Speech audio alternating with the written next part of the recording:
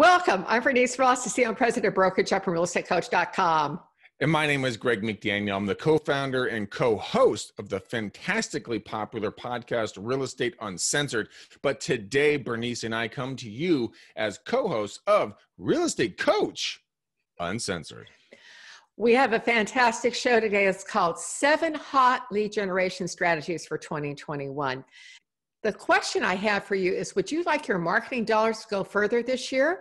Well, one of the best steps to take is to focus on lead generation activities that are most likely to produce the highest number of closed transactions. One of the most important books that you ought to read as an agent or any business person is a book called The E-Myth Revisited.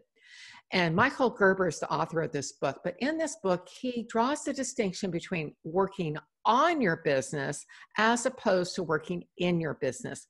Working in your business is delivering your real estate services to your clients. It's going on listing appointments. It's prospecting, closing deals. But working on your business references taking time where you evaluate where you are with respect to your business plan. Which activities are generating the best returns for your business? And where do you need to change your business? And many top producers do this every month. Where do I need to change my business based upon what's happened in the last 1 or 2 months? And am I on target with my business plan? Now, Greg, you're a top producer. You have been for many years. Tell me a little bit more about where you are on your business plan and how you work on your business, not just in your business. Good question. I appreciate it, Bernice. We're a little bit off target, but we are making proactive moves to be on target for next year and be even doing more production. And we're working on our business as well as in our business. So we're, consistently consuming content. I read Inman literally every day, and I'm always out there and I'm trying to do more proactive things in my business to actually get more business. So we're striving to be better. It's been a weird year. So can you give me some examples? Are you sitting down once a month to review where you are in terms of your business plan? What are you doing in terms of the working on specifically with the other people that you're working with your downline at your company? Tell me more about that. Sure, not a problem. One of the things that we do on a consistent basis is that my team and I will sit down, we'll analyze where our leads are coming from, what our expenses are, where are we bleeding money, where are we getting our best returns. Then we're doubling down on our best returns, eliminating where we're bleeding from. We go old school, new school. We're going to focus a lot on video this coming year. We also are going to focus a lot on a high touch, not high tech. Very, very different. So we'll be doing a lot of send out cards and just phone calls and just database mining and stuff like that, because that's where people really are looking for connection at this point right now, or at actually any point in life. They just want connection. They want a relationship. And so that's where we're really going to dive deep. Now, I want all of you to listen to what Greg just said, because what you've just seen, this is what differentiates very top producers from those who aren't.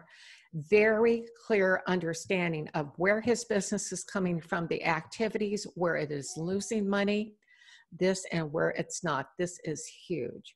So Greg, what we're going to be covering today is how you can get to where Greg is in your business, having this deep knowledge of working on your business and understanding how it plays out in terms of getting more leads for the next year. So here's our first tip. Number 1, the National Association of Realtors, their most recent profile of home buyers and sellers has shown the following. For the last 3 or 4 years, these numbers have been at 74 or 75%, but the latest numbers are 77% of all sellers only interview one agent. Let me repeat that. 77% of all sellers only interview one agent. In other words, your number 1 goal in terms of lead generation is getting face-to-face. Now, this can be on Zoom. This can be, preferably live. That's where you really want to be, because, when you walk in and do that listing appointment, you can get the signature. It's harder to do it virtually. So again, this is a huge takeaway. Identify the top 150 people in your database. And then once you've identified them, the people that are past clients or people that you know who are most likely to refer business to you or do business with you. And then you contact 5 of them every day. So that turns out to be 150 a month. So 30 days, 5 a day. And you can go comment on their Facebook business page, but it's better to actually work with them face to face some way, no matter what. Yeah, I completely agree. So I actually had a conversation with a gentleman that I haven't spoken with in a long time online, and I saw him. He's a singer, and I grabbed him for lunch, and he and I sat down. The gist of the whole story here is that he said that, Greg, I haven't had a real conversation with people in a long period of time. I really appreciate you reaching out to me. By the way, I'm thinking about selling my house. Could you give me a value?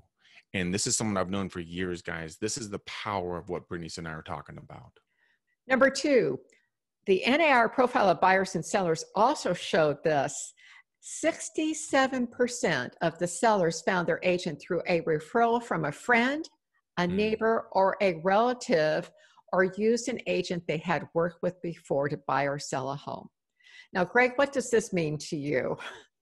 Well, it's very simple, Bernice. It means that you need to get out there and just be a human being and have conversations with folks, because you know what? When you reconnect with Aunt Sally or Uncle Bob or, your neighbor Phil or whatever else, then they're going to be like, oh my gosh, Bernice Ross, I need to refer, her to my friend, Phil. But the point is just getting out there and just becoming a human.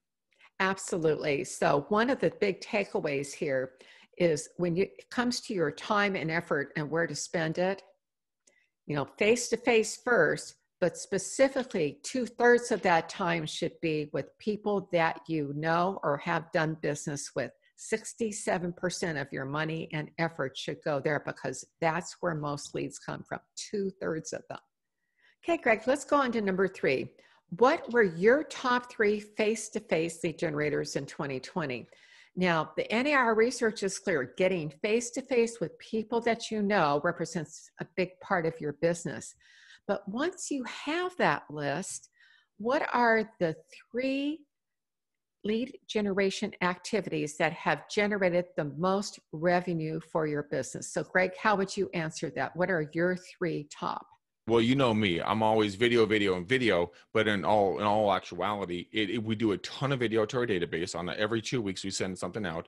I do a lot of live video, and then we also do handwritten postcards to folks, and that really kind of puts that personal touch. That once we do that, we get the response. Once we get the response, we then set an in-person meeting. So it would be like a breakfast, lunch, coffee, dinner, cocktails, whatever it's going to be. Of course, it's a little bit different right now, but I mean, you can do whatever you need to do, but that's where we generate it. And people are responding like you would not believe. Oh, Greg, you just said that about that, the person that you were talking about, the singer, he was so hungry to have a face-to-face conversation. I'm hearing this from so many people right now. So this is something that's really important. Now, I have some additional strategies that you could be doing. So, Greg, which video platforms are you using most? Like Instagram? Are you using Facebook Live? Which ones are you getting the best response from? You know what? One of the things that I'm getting the best response from is I do a couple of things. I do Instagram stories, and then I take that Instagram story, and then it saves to my phone, and I'll then put it over to my Facebook story, because those are 2 different audiences. I'm getting upwards of like 1,300 to 900 views per story, depends on what it is. And then also I use a company called Viral Marketing, and they push out videos out to my database every 2 weeks. So I'm hitting every platform I can. I'm instituting Instagram or IGTV, Instagram TV, where you can record offline and then push it out to your Instagram this coming year on a much bigger basis, because the eyeballs are there. Greg has just given you some ideas. Here's some additional ones. First of all, Greg and I always talk about being a human. Just call in to see how they're doing, or find something, as Greg's talking about, something where they share an interest, you share an interest with them, or ask if there's something that you can do to help them. If they're helping to raise money to feed people who are in need right now, whatever that may be, ask if you can help them. Also, Greg, I know you're big on sending personalized videos. Instead of using an email, video gets like, what, 5 to 10 times as many opens. Yeah. And then you do a lot of Facebook Live. I mean, you could go to the city council and, they've got something that is impacting a particular person where they live. It could be a holiday festival of some sort again. And of course, Greg, the thing I see you do, sometimes I see you do something weird from the pool or when you're out running, but people love that stuff. Again, the idea here is give them something that engages and entertains them and then have some fun. And Greg, I watch you do that all the time in terms of what you're doing. Yeah, it's being a human. Like one of the videos I got the most views and likes and comments on is that I went for a run on a Saturday morning months ago, and I was like, I really stinking hate doing this right now. Like, oh my gosh, like what am I thinking? And people are like, oh my God, that's inspiring. This is incredible. Thank you for doing this. You're inspiring me to go out running. I'm like, what the heck just happened? And, I posted a photo from me, said, hashtag working from the pool. And it was me in the pool with a laptop and my phone. And I got like 1,400 views. I mean, that might not be a lot for a lot of folks, but for me, that's a lot. And you know what? For anyone, it's a lot.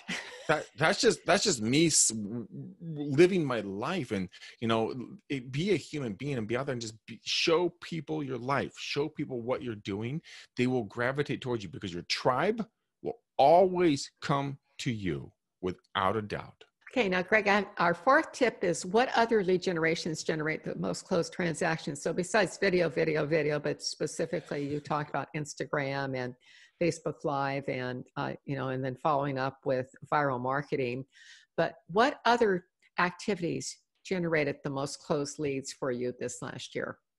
One of the things that, as a lot of you guys know, I do a thing called Beers and Calls, and I do live cold calls on Facebook, and that has generated a ton of leads, a ton of closed deals for us this year.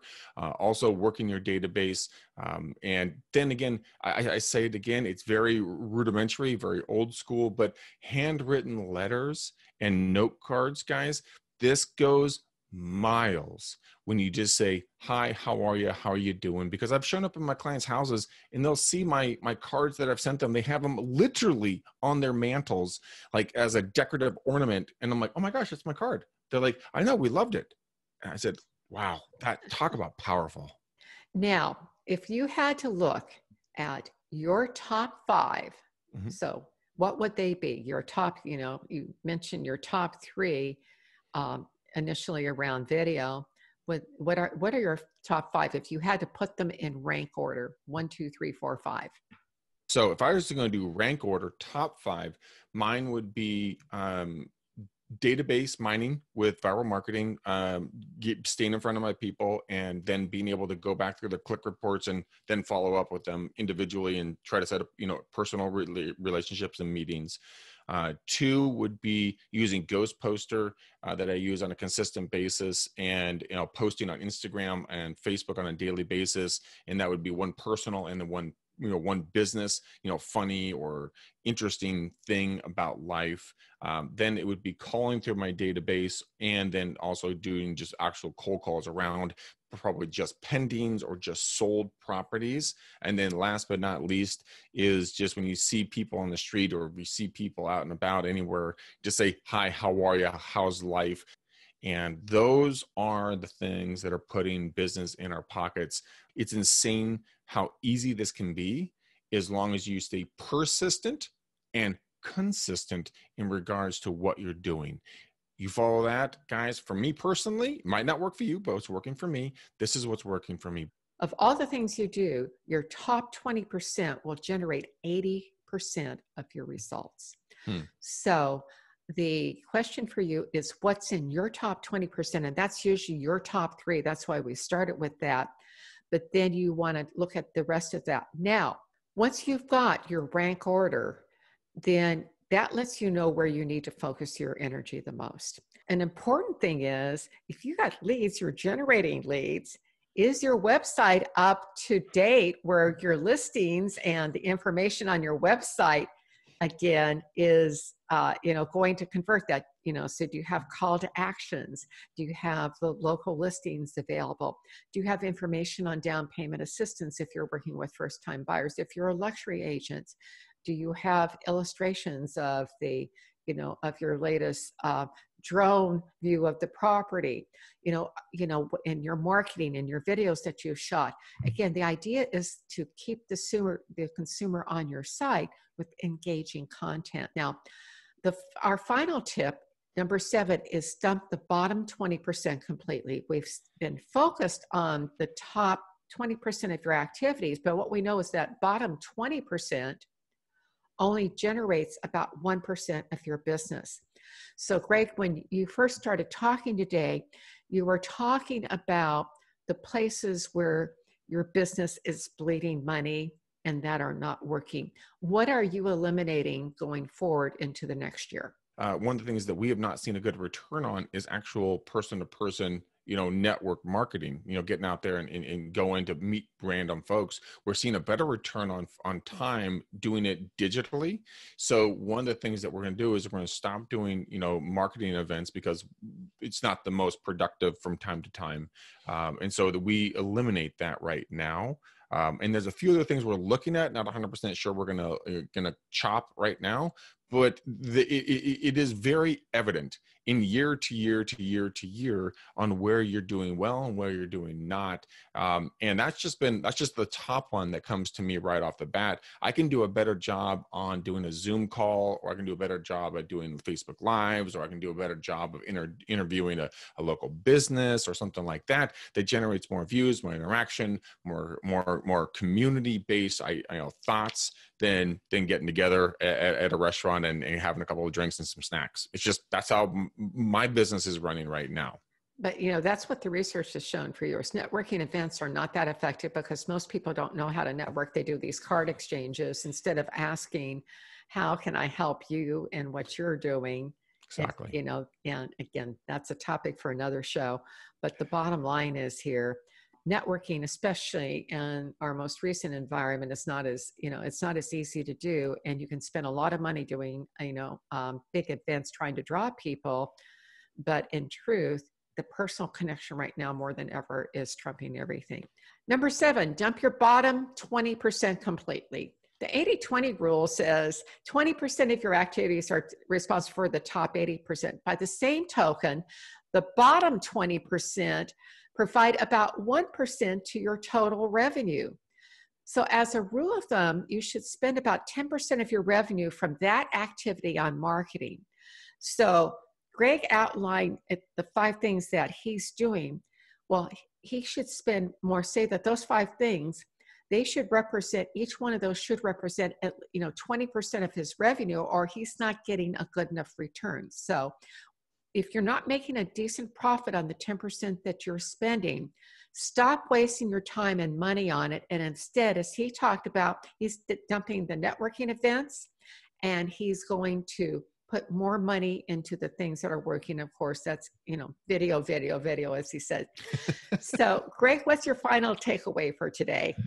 Final takeaway, guys, is I would spend time and I would do Instagram and Facebook stories, and then be able to go back, and once you post those stories, whoever views them, be able to send them direct messages and say, hey, Bernice, thanks for watching all the crazy stuff I put out there.